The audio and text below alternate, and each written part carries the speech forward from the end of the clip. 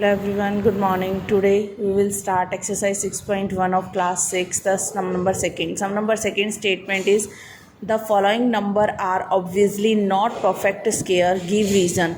अब जैसे फर्स्ट है, अब आपको ये बताना है कि ये नंबर जो आपको गिवन है ये परफेक्ट स्क्वायर हैं या नहीं।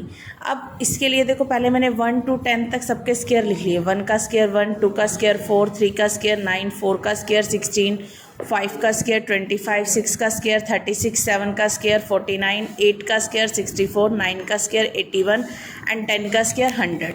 अब देखो जो स्क्वायर नंबर हैं, ये जिस स्क्वायर्स हैं इनके, ये कहाँ इनकी यूनिट डिजिट क्या है? एक तो 1, 4, 9, 6, 5, उसके बाद 6 रिपीट हो गया, 9 भी रिपीट हो जाएगा, 4 भी रिपीट, 1 भी रिपीट और उसके बाद 0।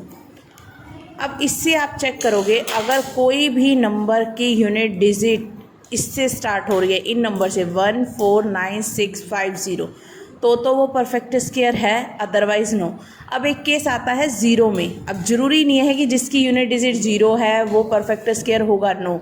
अगर लास्ट में इवन नंबर में 0 यानी 2 0 हैं, 4 0 हैं, 6 0 हैं, तब वो परफेक्ट स्क्वायर होगा 0 वाला नंबर, अदरवाइज नॉट।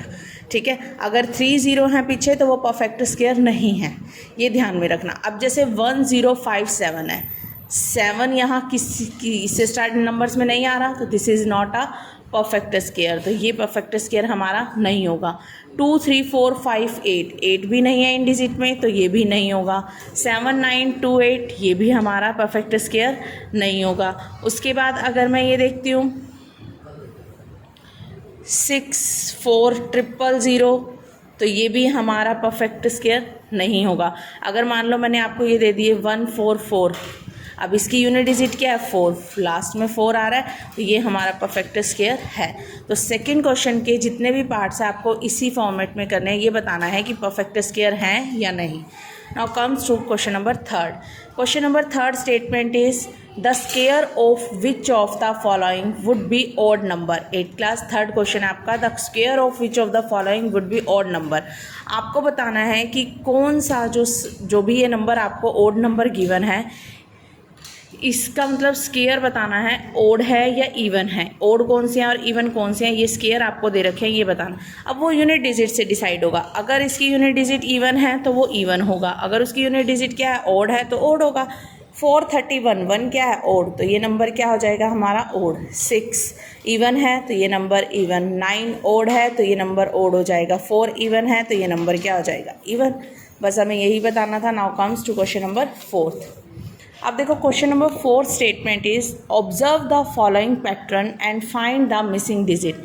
इसमें आपको एक पैटर्न दे रखा है, जैसे आप पैटर्न सॉल्व करते हो उसमें एक पैटर्न दे रखा है और आपको मिसिंग डिजिट फाइंड आउट करने। अब देखो 11 का स्क्वायर 121, अब यहाँ 1 0 1 आ गया तो इनके बीच में एक 0 आ गई, जब 1 0 आ गई।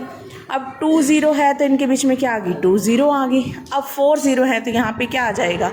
4 0 1 2 3 4, यहाँ भी 4 1 2 3 4। पैटर्न के अकॉर्डिंग तो ये 1 है तो 1, 2 है तो 2, 4 है। अब 6 हैं तो इसके बीच में क्या आ जाएंगी? 6 0 1 2 3 4 5 6, 1 2 3 4 5 6 कंप्लीट। सिमिलरली जो इसका 5th पार्ट सम है वो भी आपको इसी तरह करना है। Thank you. Now comes to question number 6।